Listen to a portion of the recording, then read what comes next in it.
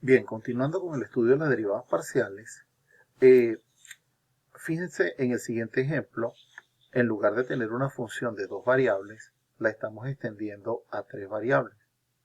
En realidad la definición de derivada parcial se puede extender a n cantidad de variables diferentes.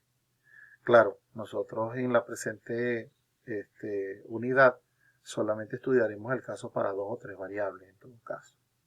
Eh, Para que vean cómo actúa la definición, vamos a derivar f con respecto a x solamente.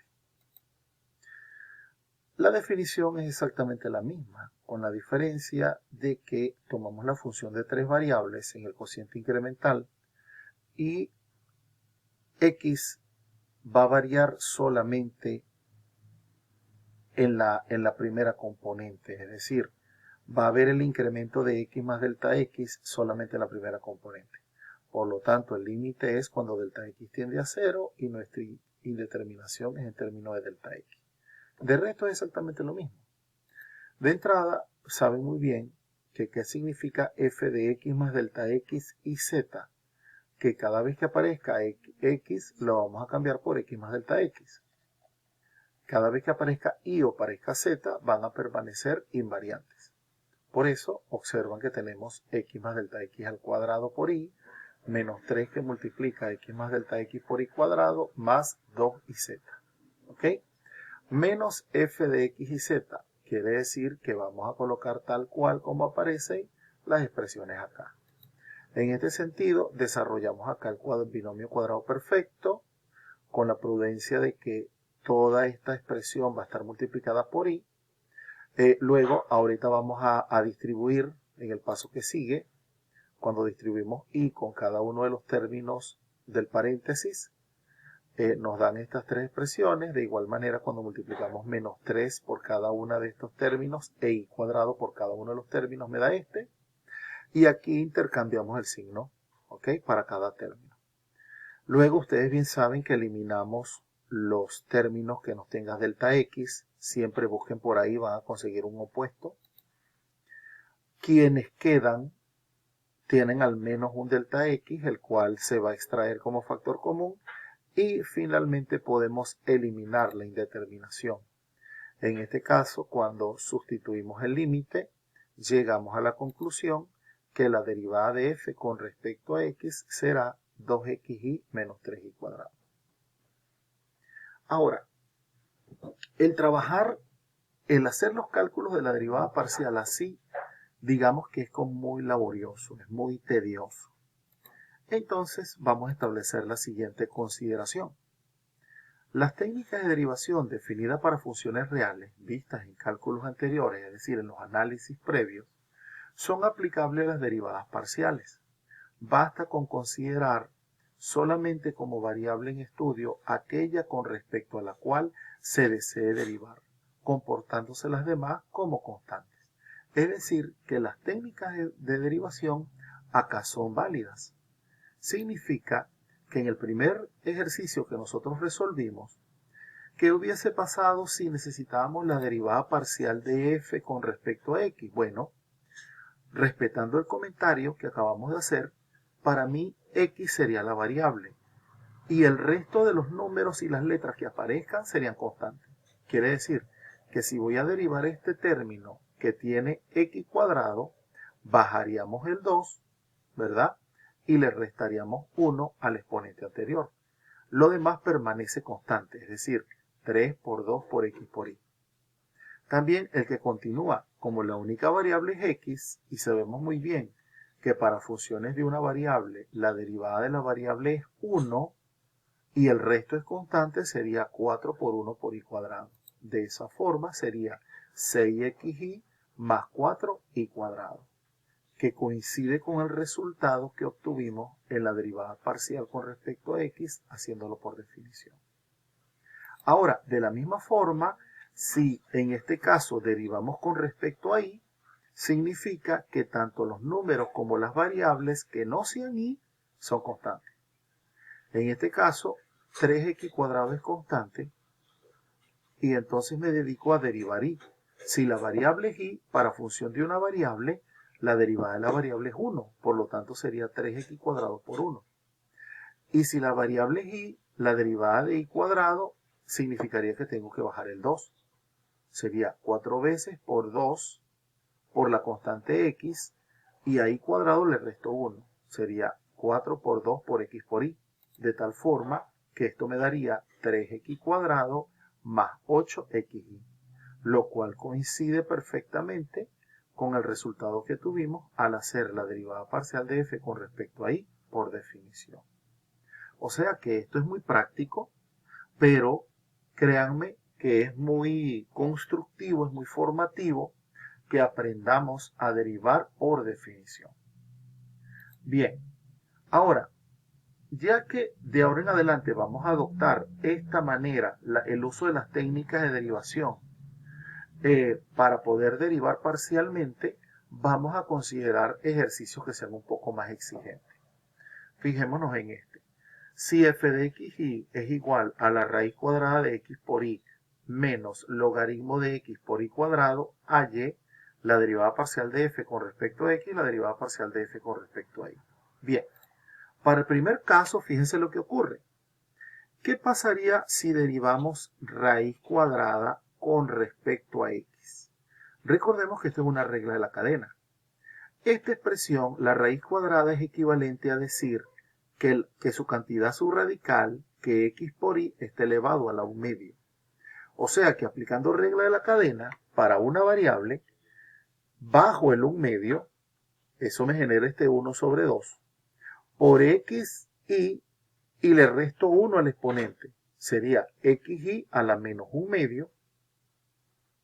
Ese a la menos 1 medio significa que el x a la 1 medio está en el denominador, por lo tanto lo bajo.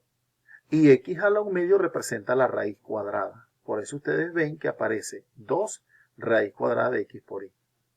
Pero eso es solamente la derivada externa, digámoslo así. Y luego tenemos que multiplicar por la derivada interna. Si suponemos que si fijamos, mejor dicho, que la variable es x y y es constante, la derivada interna sería x igual 1 por y. Por eso multiplicamos y acá. Ahora, vamos con el otro término. Fíjense que tenemos logaritmo de x por y cuadrado, pero y cuadrado es constante. Por lo tanto, en la derivada de este término va a permanecer y cuadrado porque es constante. Y sabemos que la derivada del logaritmo es 1 sobre el argumento, 1 sobre x. ¿Lo ven? Ahora lo que vamos a hacer es llevarlo a la mínima expresión. Acá lo máximo que podemos hacer es multiplicar 1 por y, ¿verdad? Y cuadrado por 1 y hacemos la suma algebraica. ¿Por qué? Porque esto sería, multiplicamos los denominadores, ¿verdad? Esto sería, fíjense que puedo dividir este raíz de x por y como raíz de x por raíz de y. Entonces, al multiplicar los denominadores sería 2 raíz de x por x sería 2x a la 3 medio. Recuerden que raíz de x significa x a la 1 medio. Entonces, x a la 1 medio por x se copia la misma base y se suma los exponentes. De ahí sale x a la 3 medio. Pero aquí queda un raíz de y. Entonces será por raíz de y. Ahora, ¿cómo hacemos la suma de fracciones? Dividimos este completo entre este, me va a dar x, multiplicado por el numerador sería x por y, menos. Ahora, este entre este me va a dar raíz de x por y, multiplicado por el y cuadrado de arriba, ¿verdad? Me va a quedar 2 raíz de x por y a la 5 media. Repito, este entre este me va a dar 2 raíz de x y, ¿verdad? O sea, este otro de acá. Y cuando lo multiplique con el de arriba, esto me va a quedar, porque me queda menos 2 raíz de x. Porque yo sé que el raíz de x por y yo lo puedo separar como raíz de x por raíz de y.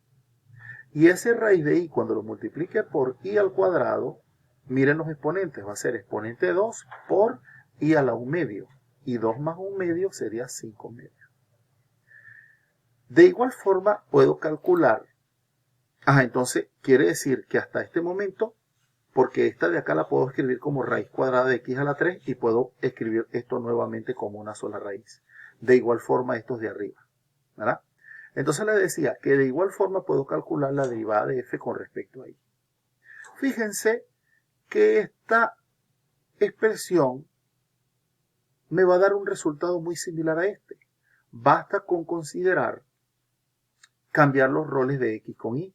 Es decir, vamos a tener 1 sobre 2 raíz de x por y, pero cuando hagamos la derivada interna es donde va a estar la diferencia. En el otro, por su parte, ya logaritmo de x representa una constante y nuestra variable será y cuadrado, o sea que la derivada será 2y. En este caso, ¿qué tenemos? En este caso, este 2 lo puedo colocar acá adelante como un coeficiente del logaritmo y aplicando propiedades del logaritmo, este 2 pasaría a ser el exponente del argumento del logaritmo. Por eso ven que aquí aparece al cuadrado. ¿Ok? Aquí en el primer término lo único que estamos haciendo es multiplicando la x por el 1 que está en el numerador. Y finalmente lo que vamos a hacer es la suma de fracciones. Está sobreentendido acá que este término tiene denominador 1. O sea que el mínimo común múltiplo sería 2 raíz de xy. Y hacemos este dividido entre este sería 1 por el x de arriba, x, menos 2 raíz de xy entre 1, 2 raíz de xy, multiplicado con el de arriba sería logaritmo, o sea, todo lo que tengo ganado acá por 2 raíz de xy.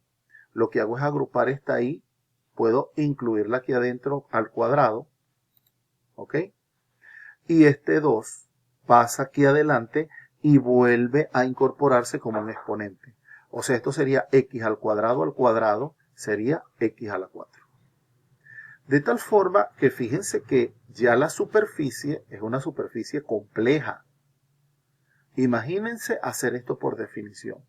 Sería bastante laborioso, por eso necesariamente adoptaremos las técnicas de derivación de aquí en adelante. Ahora, nosotros, si se han dado cuenta, estamos haciendo una construcción análoga a la derivada comunes y corrientes. Fíjense que uno primero aprende a derivar y luego plantea las derivadas de orden superior. En este caso vamos a hablar de las derivadas parciales iteradas y de orden superior. ¿Cómo va a ser esto? Vamos a tener una clasificación de menor a mayor. Veamos. Vamos a tener la de primer orden, que son las que consideramos para una función de dos variables, ¿ok? Y es cuando, digamos, derivamos la primera vez. En este caso, nosotros podemos derivar con respecto a x o podemos derivar con respecto a y. Ya nosotros estas las hemos definido. Lo que quiero es mostrarles cuáles son las diferentes miradas que tiene la notación. Normalmente hay una notación muy para la ingeniería en términos de los operadores. Sobre todo cuando se trabaja con ecuaciones diferenciales se adopta este tipo de notación. Sería la derivada de f con respecto a la primera variable. O la notación americana que sería f de x. ¿Ok? F sub x sería derivada parcial de f con respecto a x. De la misma forma se puede hacer para la segunda variable o con respecto a y. Ahora bien, cuando ya vamos a la de segundo orden, ya se va haciendo un poco más compleja. Porque en este caso vamos a tener la derivada de f con respecto a x y la derivada de f con respecto a y. El asunto es cuando ya está derivada, yo quiero volverla a derivar. Entonces, en este caso, la derivada de f con respecto a x, suponte que yo quiero ahora derivarla con respecto a x nuevamente. Si quiero hacerlo nuevamente con respecto a x, tiene esta notación. Y si esta derivada, yo quiero luego derivarla con respecto a y, asume esta notación. ¿Cómo sería la primera? La primera sería de la siguiente forma. Fíjense la posición que ocupan los exponentes. No es la misma posición lo que ocupa el operador diferencial a la posición que ocupa el 2 en el denominador. Voy a interrumpir aquí el video y continuamos en un tercer video para que lo estudiemos más pausado, en detalle.